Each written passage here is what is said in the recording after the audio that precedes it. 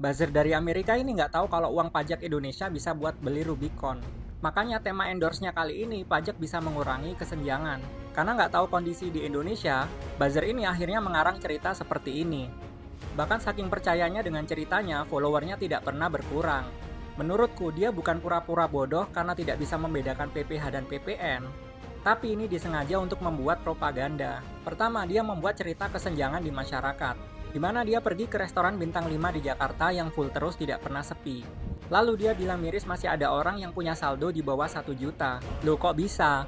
Seolah-olah dia berasumsi orang kaya di Indonesia sangat banyak.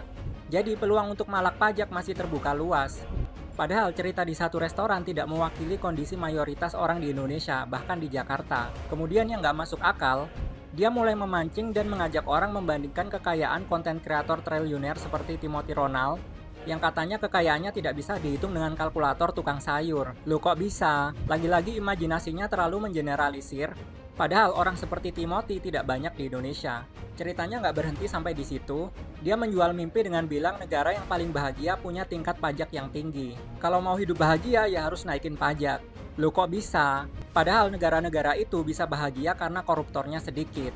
Sehingga uang pajaknya bisa dipakai untuk membangun akses pendidikan dan kesehatan yang lebih baik dari Indonesia. Ini jelas perbandingannya tidak fair, nah di Indonesia uang negara sering diambil koruptor. Belum lagi dia mengenalkan konsep transfer kekayaan, di mana uang pajak akan ditransfer dari si kaya ke si miskin melalui bantuan pemerintah dan makan bergizi gratis. Loh kok bisa? Padahal itu hanya berlaku kalau uang pajak yang dimaksud adalah pajak penghasilan, di mana si miskin tidak ikut kena pajak. Sedangkan pajak penghasilan dipromosikan oleh buzzer ini sebagai PPN. Si miskin juga ikut-ikutan kena palak pajak PPN. Bahkan karena punya gaji suami istri 400 juta per bulan, dia nggak tahu kalau beban keuangan 1% buat orang miskin itu lebih berat daripada 1% untuk orang kaya. Karena jelas orang miskin penghasilannya kecil, dan orang kaya nggak terlalu pusing karena uangnya banyak. Karena karangan ceritanya sudah mentok, dia akhirnya mengeluarkan unek-unek yang menyerang personal dan karakter orang Indonesia. Dengan bilang orang Indonesia tukang nyinyir padahal masih pakai Pertalite dan LPG subsidi. Anehnya 1 juta orang lebih sudah tercuci otaknya dan percaya kalau PPN manfaatnya sama dengan pajak penghasilan atau PPh.